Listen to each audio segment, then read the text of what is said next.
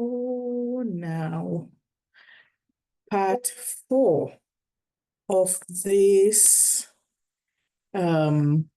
book is Sapped Democracy, the Political Economy of the Structural Adjustment Program and the Political Transition in Nigeria, 1983 to 1993.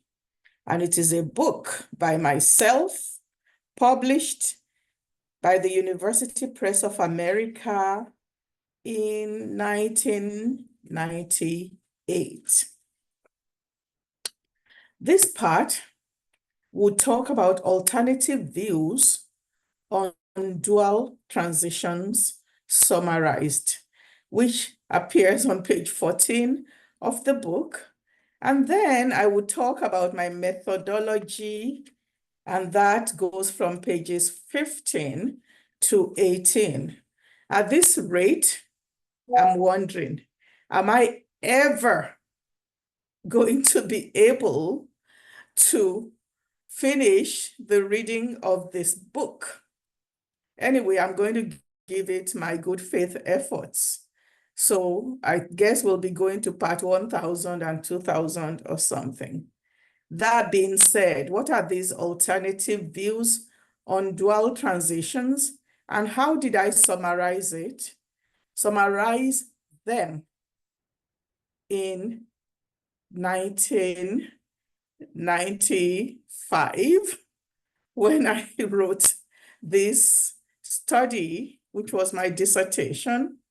And then, the publication in 2000, in 1998 was with a bit of revisions. Here is the revised version of my alternative views on dual transitions summarized. The following statements, which collapse several related arguments from the literature, enable a more systematic inquiry into the question at hand. A, Nigeria undertook a dual transition because a coalition of International Monetary Fund and World Bank and external creditors, that is the London and Paris clubs, put pressure on the Nigerian state to stay the course on adjustment policies through the use of conditionalities. While these actors also spoke out in support of the complementarity of SAP with democracy, the transition to democracy originated from domestic demands. Negotiations with the multilaterals and foreign creditors constrained the extent to which state elites have access to finance for debt payment and social spending. External trends, such as the existence of unexpected alternative sources of finance, for example, windfall earnings, reduced the effectiveness of checks on spending. The transition failed in this perspective because external support does not necessarily translate to the existence of a coalition to support it in domestic politics.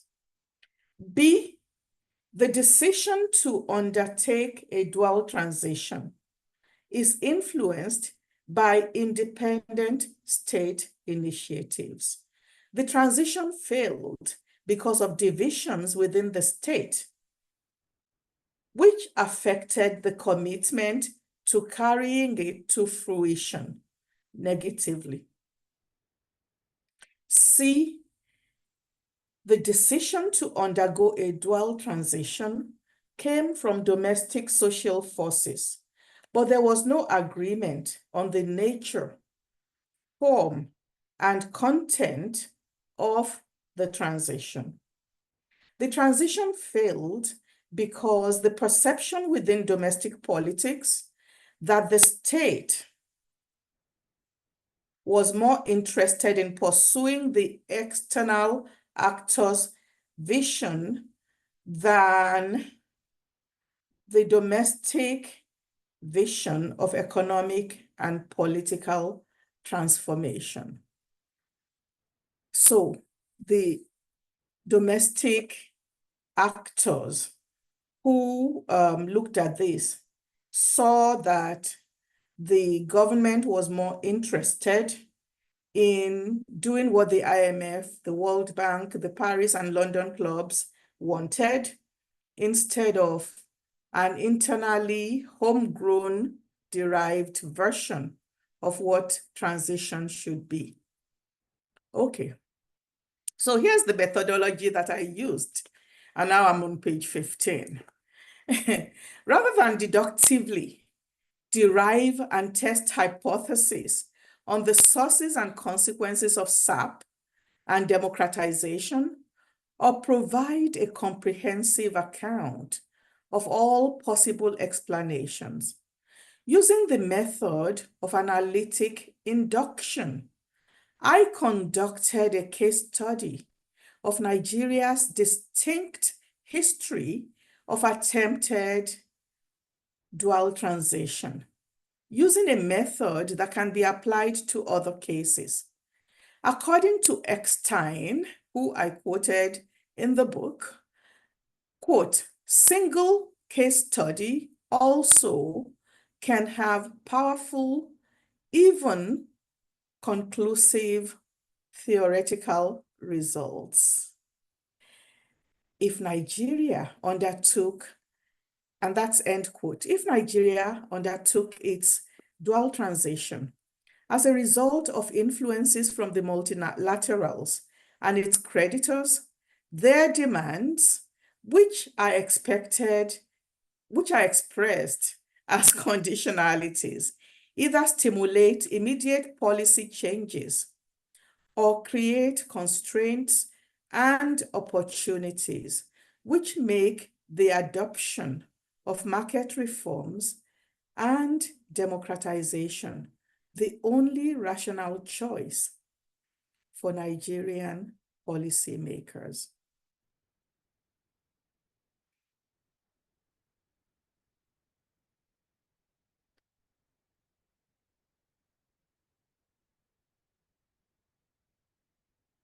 If the transition was a result of autonomous state initiatives, action by state policymakers should stimulate the decision independent of influences from domestic politics or the international environment. If the influences from domestic politics are determinant, the demands from significant actors in domestic politics should cause policy change. Decision-making on the dual transition was not so straightforward.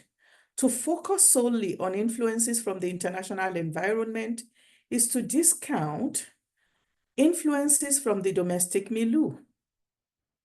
To focus on the domestic environment is to discount the significant influence of the multilaterals and creditors. If instead it is assumed that the line of influence varied depending on issue area, is a two-step explanation of policy choice can emerge. For the choice of the SAP as policy, the structure of opportunities and constraints arising from the conditionalities imposed by the multilaterals and lenders made SAP the most rational choice. For the choice of democratization, opportunities and constraints were structured more directly by domestic politics. Even where there is a correlation between independent and dependent variable, the causal chain that account for the correlation must be identified. To do this, a historically sensitive method is most useful because it reveals causal sequences and how they relate to existing structural conditions. The effort is to satisfactorily explain the given case in a theoretically coherent and consistent manner. Case studies differ. Case studies suffer from the problem of too few cases, too many variables. This can cause a lack of theoretical rigor.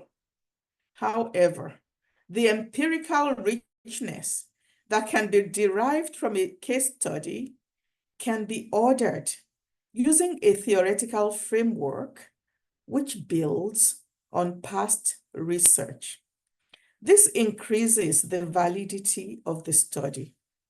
The method used here follows a long-standing tradition within political economy, a method used by Karl Marx as well as Max Weber, which focuses on, quote, actors whose power is grounded in control of economic and organizational resources and or of coercive force, and who vie with each other for scarce resources in the pursuit of conflicting goals, end quote.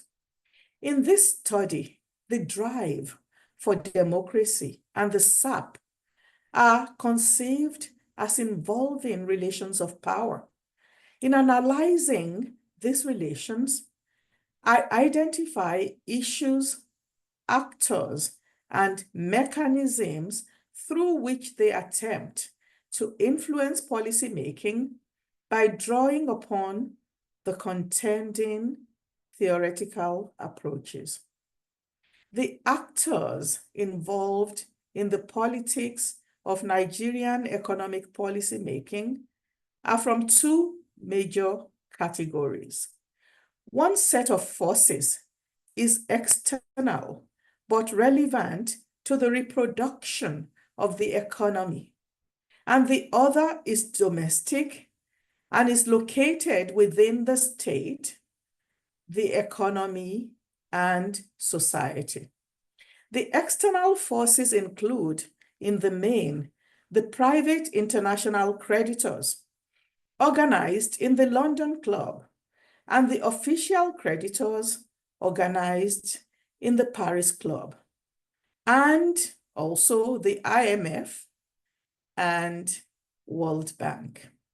They recommend SAPs as the ideal solution to the problems of balance of payments crisis and indebtedness. The domestic forces include various sectors, classes, and associations, as well as state elites who are prone to the same cleavages that divide society. The domestic forces are divided, therefore, between the opponents and supporters of SAP.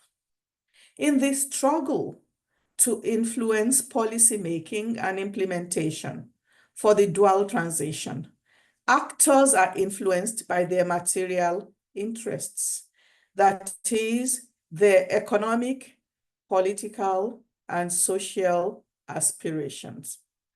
The balance of forces between the supporters and opponents of SAP in Nigeria and the state ability to successfully mediate the clash between both groups determines the extent to which market reforms and policies in support of democracy can be introduced, the terms and conditions that are applicable, the pace of their implementation, and the scope for their modification, suspension, or cancellation. In tracing the process of policymaking and implementation by three regimes in Nigeria, I assume, in agreement with Bierstecker, that contradiction and change are constant elements of social phenomena, and that policymaking and implementation are political processes in which actors use counter-offensive or defensive strategies in a dynamic struggle to control national development.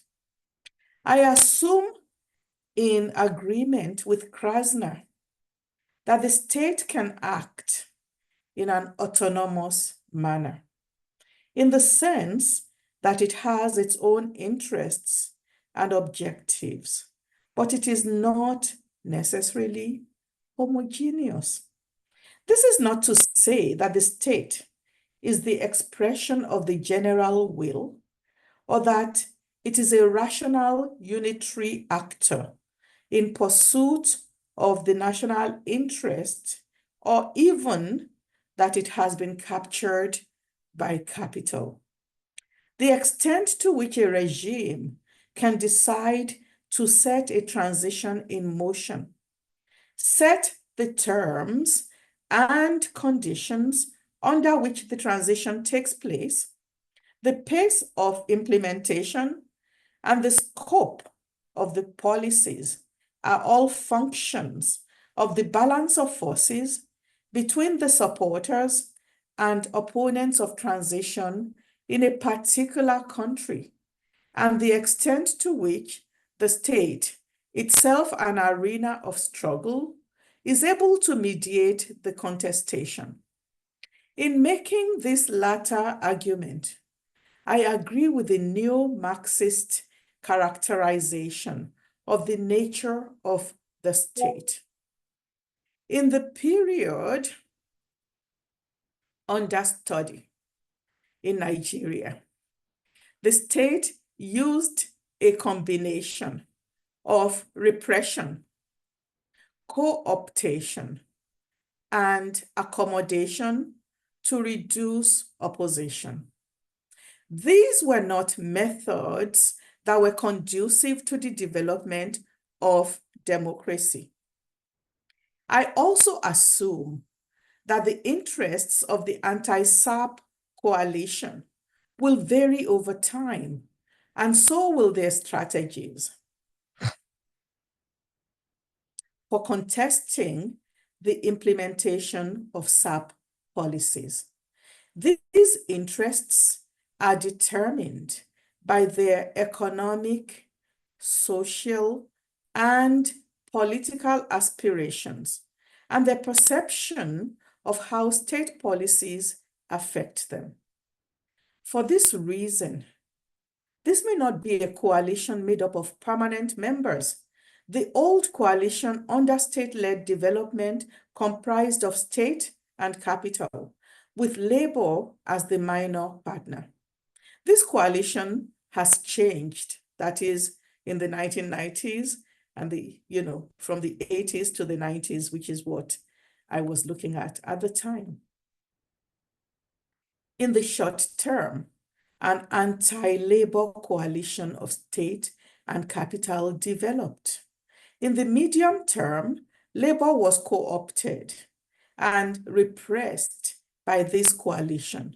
In the long term, a combination of growing inflation and unemployment will mean that a new social contract has to be written, which accommodates new realities. Therefore, the dual transition could not survive as originally conceived. It was conceived originally as a top-down effort at social, economic, and political engineering, meant to foster stability and protect the interests of the outgoing military regime. Some scholars suggest that the evaluation of scope and content of policies is a good starting point in an analysis of policymaking and implementation. Scope defines the coherence of a given policy, while content refers to the balance between orthodox and heterodox policies. Indeed, a focus on the scope and content of policies is necessary to develop an understanding of what the policies are. However, such a focus is limited in the sense that it gives inadequate consideration to how the environment in which policymaking is made affects resultant policy. It implicitly assumes that the critique or contestation of policy stems from rent-seeking interests. Instead, I consider the interplay of domestic and international politics in terms of their effects on determining the nature, scope, and content of policy, and their effects on shaping policy implementation. To explain policy choice, I trace the process of policy making and implementation by three regimes in Nigeria, which were constrained to choose between market and state-oriented policies, between ideologies of economic nationalism and internationalism, and also between authoritarianism and democracy. The response from the Nigerian population to state policy varied from compliance to defiance and quiet defection. I assume, in agreement with Bierstecker, that policy making and implementation are political processes. Actors employ the use of counter-offensive or defensive strategies in the dynamic struggle for control of national development. The study, as indicated previously, examines the influence of variables from two interacting sources, one domestic and the other international. On the one hand, the constraints from the international environment, such as Nigeria's reduced revenue from oil sales, indebtedness, balance of payments crisis, and multilateral corrective action, dictate to the state the adoption of an adjustment program with strict conditionalities. On the other hand, the pulling and hauling of domestic politics limit the ability of the state to implement an adjustment program which met the strict conditionalities of multilateral organizations. This interaction gives rise to the dialectical relationship between state and society, which shaped Nigeria's decision to undertake a dual transition. And the outcome, the actors focused upon by this study either support or oppose state policy based on their interpretation of their interests. Political and economic variables shape the interpretation of interests. A class or sector's position in the international economy, its ideology, and the degree of organization that it has are important. The ability of powerful domestic actors to apply concerted pressure depends on the extent to which they are able to influence state policy through the use of lobbying, demonstrations, and other tactics.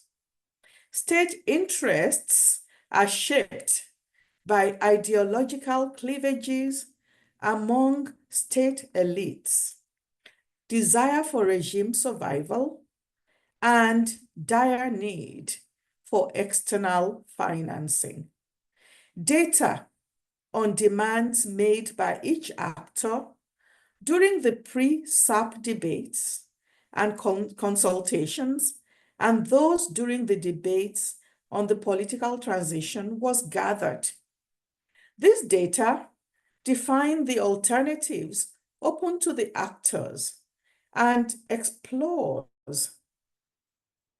their social, political, and economic implications in a period of economic crisis. It also shows the extent to which there was a domestic desire for the combination of economic and political liberalization. If it is found that the state is able to undertake a transition program that is relatively independent of international and domestic pressures, then a good argument can be made for state autonomy in decision-making during economic crisis. On the other hand, if it can be demonstrated that sectors and classes are able to influence the state through a series of mechanisms, institutions, and processes, then even within the context of economic crisis and its attendant constraints, policy is the result of complex negotiations between state and these classes and sectors. So this is the end of part 4, and the next part will take on my description of the significance of this study. Thank you.